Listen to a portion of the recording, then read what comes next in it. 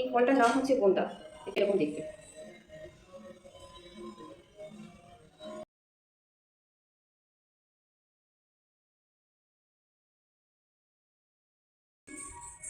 এই ফলটার নাম হচ্ছে গোন্দ। দেখুন এইরকম দেখতে, বোটার সাথে এটা যেরকম জয়েন্ট হয়ে থাকে।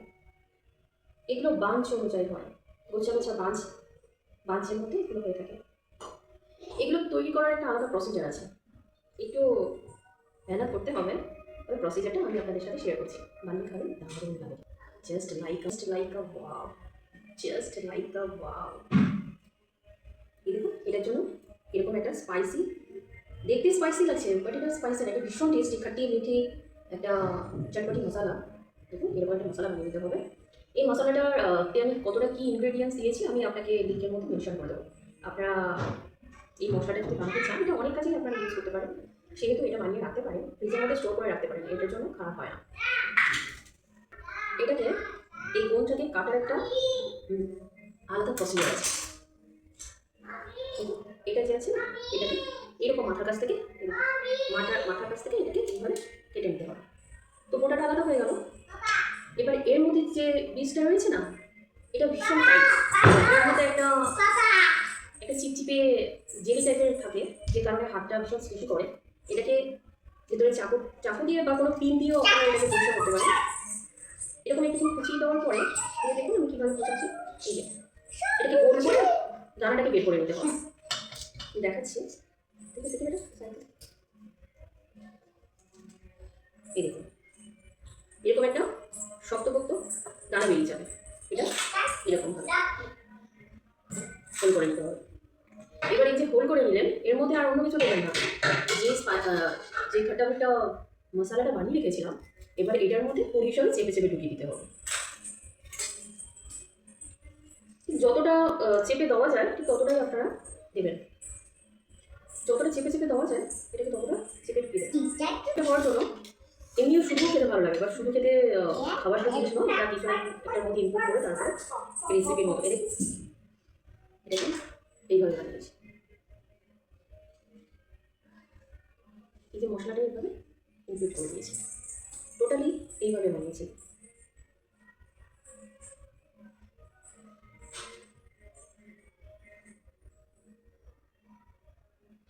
আপনারা যারা বেশি পরিমাণে বানাতে চাইছেন তার জন্য ঢোকলা একটা মেশিন থাকে, ঢোকলা বানানোর একটা মেশিন আছে, আপনারা চাইলে ওটার মধ্যেও বানাতে পারেন। যাদের বেশি পরিমাণে দরকার, আমার তো অল্প পরিমাণে দরকার, সেহেতু আমি খাবারের মধ্যেই বানিয়ে নিয়েছি। এই যে এই পরিমাণে কালকেও বানিয়েছিলাম, এত সুন্দর লাগছিল খেতে না, জাস্ট ওয়াও।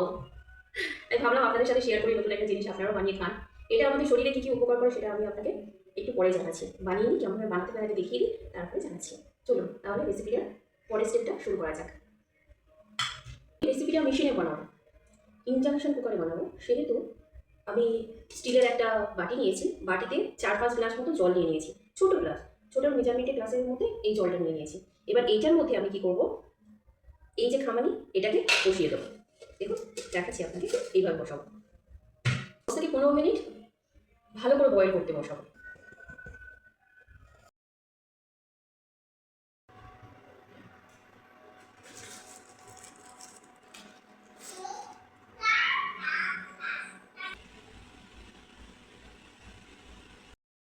গমটা যখন একটু হয়ে আসবে তখন ওর কালারটা ট্রান্সপারেন্ট হয়ে যায়।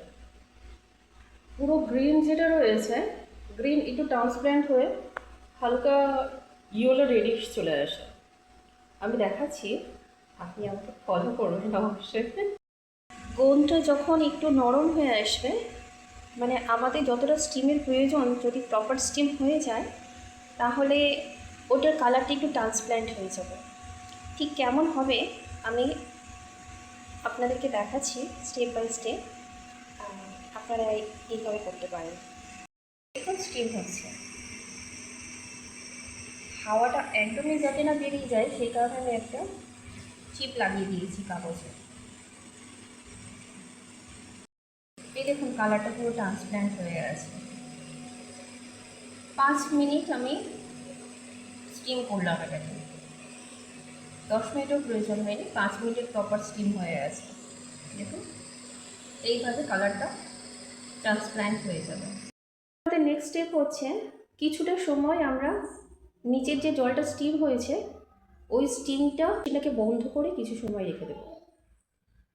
ভেতরের যে মশলাটা রয়েছে সেটাও একটু মজে যাবে এটা বেরিয়ে যাওয়ার জন্য।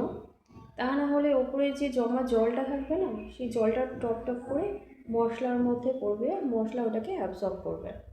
তাই লিডটাকে খুলে সরিয়ে রাখা বা ঢাকনা যদি দিয়ে থাকেন ঢাকনাটাকে সরিয়ে দেওয়া খুবই প্রয়োজন।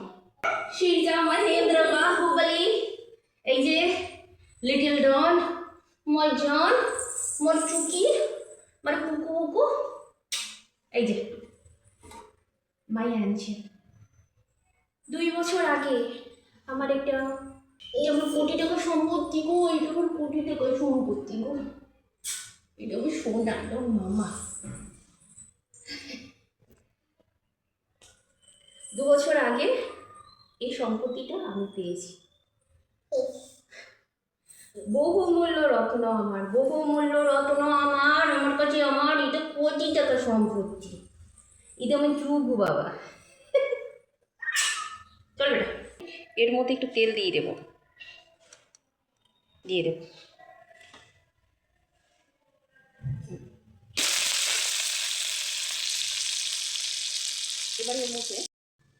এবার এটার মধ্যে একটু নুন, সামান্য পরিমাণে লঙ্কা গুঁড়ো, একটু জিরে ধনে আর অল্প পরিমাণে এইভাবে হালকা হাতে ফ্রাই করবেন যাতে মশলাটা বেরিয়ে না যায়। মশলাটা বেরিয়ে গেলে না এটা অতটা ভালো লাগবে না, আর খেতে এত সুন্দর হয়।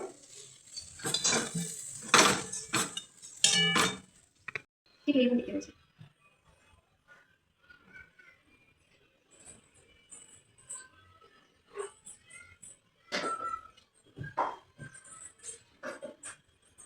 এটা একদমই নিরামিষ, এর মধ্যে কোনো আদা পেঁয়াজ রসুন এই ধরনের কোনো ইনগ্রিডিয়েন্টস এর মধ্যে অ্যাড থাকে। তাই যারা নিরামিষ খেতে পছন্দ করে তারা অবশ্যই যারা আমিষ খেতে পছন্দ করে